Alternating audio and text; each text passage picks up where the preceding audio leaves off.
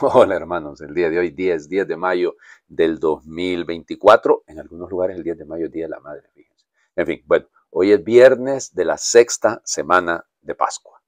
Ay, Dios mío, se nos está acabando definitivamente el tiempo de la Pascua. Hoy es día del santo patrono de mis hermanos sacerdotes españoles, uno de los más grandes santos para mí. Es decir, perdónenme, pero aparte de su obra, de su predicación, de lo que efectivamente Fray Luis de Granada fue apuntando de las cosas que él decía, porque de ahí decía que de cada sermón que hacía Juan de Ávila, él sacaba 10, porque era un contenido bellísimo, fuera de la Audifilia, que es una de sus obras, su obra principal sin duda, pero le debemos tanto. Juan de Ávila, nacido en Almodóvar del Campo en 1500, el 6 de enero de 1500, su papá, don Alfonso de Ávila, era de ascendencia judía y bueno, tenía unas minas por allá y parece ser que pues estaban bien. Doña Catalina de Gijón, su mamá era probablemente, era hidalga, pues era de familia noble. Mientras fue joven no tuvo ninguna estrechez de nada, estudió en Salamanca, pues allá estuvo, fíjense, estudió en la universidad más importante de la época, ¿no? Estudiaba leyes, pero cuando ya iba a terminar, porque ya llevaba 4 años de estudios, decidió abandonar esos estudios y se retiró a Almodóvar. Hay algunos que dicen que eso es producto de que empezó lo de el mandato de la Inquisición, de la pureza de sangre y estas cosas, pero no es cierto, o sea, realmente no es cierto porque eso se va a implantar muchos años después de, bueno, tampoco muchos, ¿no? Pero algunos años después de que él abandone la Universidad de Salamanca. Entonces se va a trasladar a la Universidad de Alcalá de Henares. Allá conoció, fíjense, entre otras personas, ahí estuvo San Ignacio de Loyola, ahí conoció a su gran amigo, que va a ser luego el obispo de Granada, Monseñor Guerrero, que va a ser don Pedro Guerrero, que va a ser muy, muy importante para él en su vida, ¿no? Y bueno, ya les digo, vive varias experiencias, se ordena sacerdote en 1526, ya habían muerto sus papás y entonces él pues le entrega todo a los pobres, se lo da a todos los pobres y él se dedica a la predicación. Era un predicador extraordinario, digan, pero es que sus predicaciones atraían gente, realmente era en sus consejos, porque hablaba con los sacerdotes, ¿no? Tenía evidentemente llamemos, una presencia frente a los sacerdotes extraordinaria y se formaba el montón de sacerdotes alrededor de él, fue formador de sacerdotes. Y claro, conoció a tantos santos, a la misma Santa Teresa de Ávila, a San Juan de Dios, qué sé yo, a San Francisco de Borja, o sea, para decirles los santos que giraron alrededor de él, porque realmente lo buscaban como consejero. Pues les cuento que en 1531, ay, madre, sí, estuvo siendo investigado por la Inquisición, porque resulta ser cosa rara en la iglesia, oigan, eso generalmente no pasa, oigan, que los otros sacerdotes, hermanos de él, lo miraban predicar y miraban el éxito que tenía con lo que hacía y entonces empezaron las envidias y pues fue procesado por la Inquisición. Entonces, para que vean ustedes, sí estuvo encarcelado ahí, ¿cómo se llama? En Sevilla estuvo encarcelado, ahí fue procesado. Mientras tanto, pues sencillamente se puso a orar. Él decía, de todas maneras, él decía que la mejor manera, oigan, cuentan que se pasaba, para preparar un sermón, se pasaba 4 horas de rodillas delante del Santísimo o delante del crucifijo. Por eso se le representa tantas veces con el crucifijo, ¿no? Por el llamado a la conversión. Pues ahí se puso a escribir el Audifilia y bueno, resulta ser que hubo solamente unos cuantos testigos en contra, y fíjense lo que dicen los biógrafos, pagados por algunos de los sacerdotes, porque no tuvieron ellos el valor de ir a dar la cara, pagaron a otro para que fuera. Insisto, muy raro que pase eso en la iglesia, extraño, esta santa romana iglesia en la que lamentablemente siempre hay algunos que el alma la tienen tan podrida. En fin, y bueno, y fueron otro montón, no, los que fueron a declarar en su favor. Bueno, total, que dentro de las cosas de las que lo acusaban, acuérdense que estamos en la época del humanismo, ¿no? Y entonces lo acusaban de ser muy cercano a la doctrina de Erasmo de Rotterdam, y entonces por ahí vino la cosa. Bueno, total que entonces lo absolvieron, pero le pusieron ahí algunas disposiciones, y él, de todas maneras, siguió predicando, pero sabía muy bien que tenía que estar con mucho cuidado. Bueno, ya les digo, pensó en irse a América, venir a América. Resulta que había, de hecho, a Nueva España, venía a México, a Tlaxcala. Resulta ser que habían nombrado obispo a un conocido de él, Monseñor Julián Garcés, y entonces él lo había convencido de que se viniera con él y había conseguido otro par de sacerdotes que vinieran, pero cuando llegó ¿cómo se llama? Sevilla, el arzobispo de Sevilla, que era Monseñor Alonso Manrique, le dice, no, cuidadito y se va, aquí hay suficiente que misionar. Y entonces él se dedicó a hacer misiones populares y ya les digo, llevaba por todas partes. Realmente los consejos que daba, ¿verdad? Es que, ¿por qué decía? Le preguntaba a alguno por ahí, ¿por qué yo no logro que se conviertan con mis sermones? Y él le decía, y es que cuando predicas, piensas que lo vas a hacer, que lo vas a lograr, tienes fe de que lo lograrás. Entonces, no, ¿predicas para que se conviertan? No, bueno, entonces ahí está el problema. Es que tienes que predicar con esa intención. Bueno, entonces se dedicó, como les digo, prácticamente toda la Andalucía la recorrió de cabo a rabo. Como les digo, amigo también de Fray Luis de Granada, que va a ser el que va a copiarle muchas de las cosas, ¿no? Y bueno, y también es que tuvo de amigos a los obispos de Córdoba, de Sevilla, y entonces, claro, ahí vendrá todo el asunto. Él también participó, como les digo, en la conversión de San Francisco de Borja. Y fíjense que muchos de los sacerdotes que lo acompañaban a él, o bien se hicieron jesuitas algunos, del clero secular, ¿verdad? Él no es religioso, igual que lo soy yo, no somos religiosos. Y entonces él, ya les digo, hizo tantísimo bien. Y bueno, lo que va a lograr, y aquí viene el punto, estamos en la época en la que está terminando el Concilio de Trento, pues, y entonces va a fundar muchos seminarios, muchos colegios, se decía en ese momento, y va a ser él uno de los grandes promotores de la formación sacerdotal. De hecho, vamos, hay tanta cosa, ¿no? Él va a morir efectivamente un 10 de mayo de 1569. Y bueno, ahora, el tema es el proceso. Miren, fue beatificado porque costó que lo beatificaran, costó. Es decir, todo el mundo lo consideraba santo, todo el mundo sabía que se trataba de una persona extraordinaria, pero vuelvo al tema. Resulta ser que algunos de los escritos de él se ponían ahí en una cierta duda y entonces eso va a ser lo que va a dificultar el asunto, pero realmente es probablemente como lo había copiado Fray Luis de Granada y entonces de ahí vendrá el problema, pero en fin, pero nada que ver. Fue beatificado en 1894 por el Papa León XIII y fue canonizado, fíjense ustedes, hasta tiempos del Papa Pablo VI. San Pablo VI lo canonizó en 1970. Pero aquí viene el tema, ¿ok? Resulta ser que, ¿cómo se llama?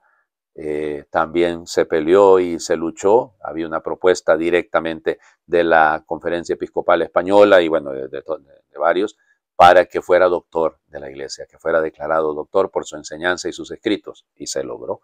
Efectivamente, un 7 de octubre del 2012, bien lo recuerdo, yo tuve la gracia también de estar por ahí, en ese momento fue ¿cómo se llama? Declarado doctor de la Iglesia. Vale la pena leerlo, ¿eh? Yo sé lo que les digo. Madre de Dios, otra vez hablé otro montón. Perdón, oigan, pero aquí vamos. Los santos preferidos, hay que hablar de ellos, no importa. Hechos de los Apóstoles, capítulo 18, versículos del 9 al 18. En aquellos días, Pablo tuvo una visión nocturna en Corinto, en la que le dijo el Señor, no tengas miedo, habla y no calles, porque yo estoy contigo y nadie pondrá la mano sobre ti para perjudicarte. Muchos de esta ciudad pertenecen a mi pueblo. Por eso Pablo se quedó allí 1 año y medio y explicándoles la palabra de Dios.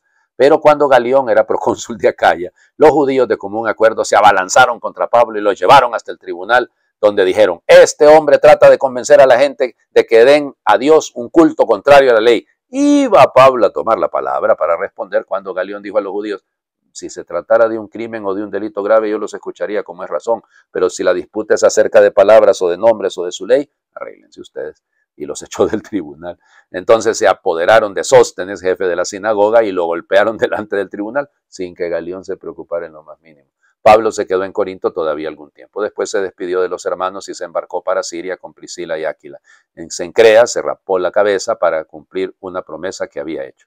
Palabra de Dios. Te alabamos, Señor. Bueno, por eso a veces representan a Pablo así, ¿no? peloncito, peladito, calvo, porque, ¿cómo se llama? Viene de ahí, de que cumplió una promesa. ¿Saber qué promesa estaba cumpliendo Pablo? No sé si yo podría cumplir ese tipo de promesas, pero en fin, bueno, las circunstancias pueden variar tanto, ¿no?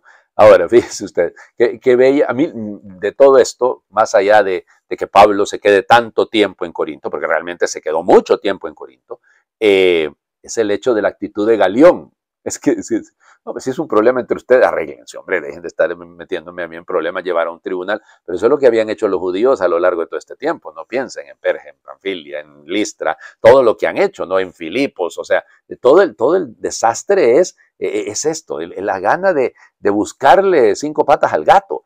Y nada, y miren, que digámoslo, la fuente de persecución contra la iglesia de los primeros siglos, bueno, primer siglo y medio, van a ser los judíos.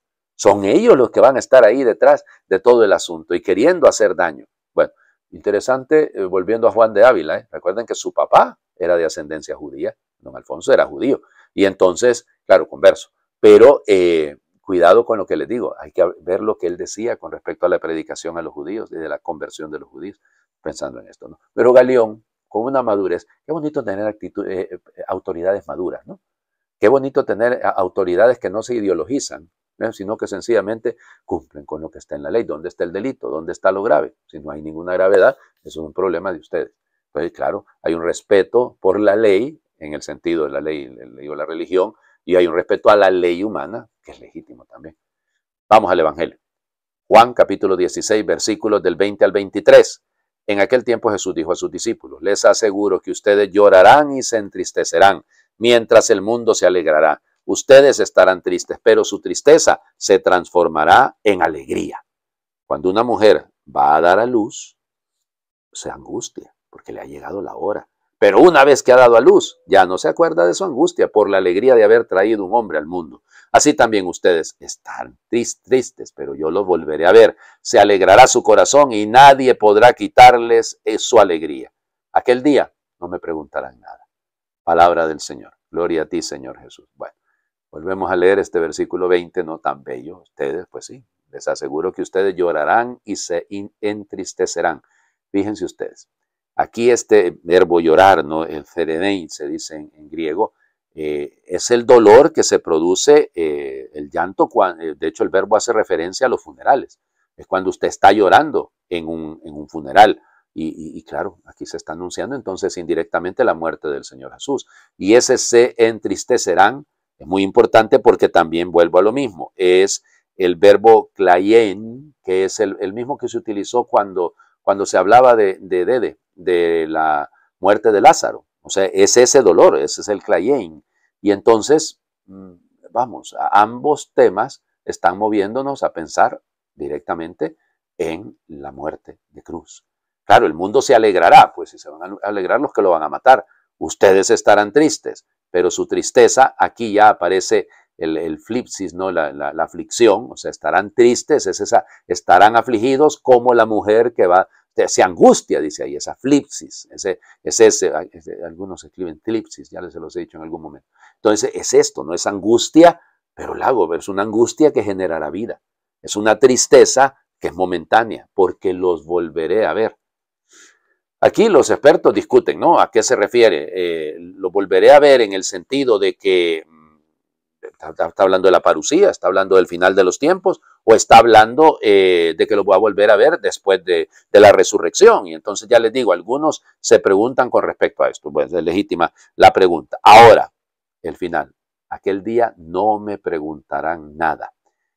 Ok, fíjense, hay dos verbos aquí que son posibles. El verbo erotan, que lo que significa es no preguntar en el sentido de yo les pregunto a ustedes cómo se llama, esa es una pregunta. Pero el otro verbo, y aquí es el verbo que está utilizado, es el verbo aiteien, que significa no me pedirán nada. O sea, ya no me van a pedir nada. Entonces hay la discusión porque en algunas copias aparece este primer verbo y en otras aparece el otro verbo. Entonces ya les digo, indistintamente no me preguntarán nada, no me pedirán nada, es legítimo. Pues en el momento en el que la alegría de encontrarnos de nuevo con el Señor, piénsenlo, me volverán a ver. Bueno, pues yo quiero ver al Señor, Perdónenme, pero mi meta en la vida es verlo, estar con Él y gozar toda la eternidad junto a Él. No sé cuál es la meta de ustedes, pero la mía está clarísima. Entonces eso, yo cuando esté con Él. Claro, yo tengo un montón de preguntas que hacer. Ustedes no tienen idea de todas las preguntas. Al mismo San Juan de Ávila tengo que preguntarle un montón de cosas, pero no sé si llegado a la vida eterna me van a decir, hijo, eso ya no es importante. Pero yo quiero saber, oigan, ¿qué quieren que hagamos? Hagamos oración. En tus manos, Señora, ponemos nuestras heridas para que las cures, pues eres enfermera del Hospital de la Misericordia de Dios, donde los llagados se curan. A ti, Señora, presentamos nuestros males, para que delante del trono de Dios los deshagas y alcances perdón de ellos. A ti también presentamos nuestras obras, aunque llenas de muchos defectos, y en tus manos sagradas ponemos nuestro corazón, para que tú, que como otra Rebeca, y muy mejor que ella, sabes muy bien lo que es gustoso a tu Hijo bendito, guises nuestro corazón y nuestras obras de manera que sean sabrosas a su majestad, para que teniéndote a ti por defensora contra nuestros males y por nuestra y nuestros bienes, los recibe el Señor, hallándolos en tus manos, no mirando a las nuestras que los hacen, sino a las tuyas que los ofrecen. Alcánzanos, Virgen Santísima, gracia, para que con ella y por ella merezcamos verte en la gloria. Amén. Bueno, ya ven ustedes, la devoción de Juan de Ávila por la Virgen no es discutible. Señor esté con ustedes y les bendiga Dios por intercesión de San Juan de Ávila, el que es Padre, Hijo y Espíritu Santo, y su bendición descienda, les acompañe siempre. Muy feliz viernes y Cristo ha resucitado, verdaderamente ha resucitado.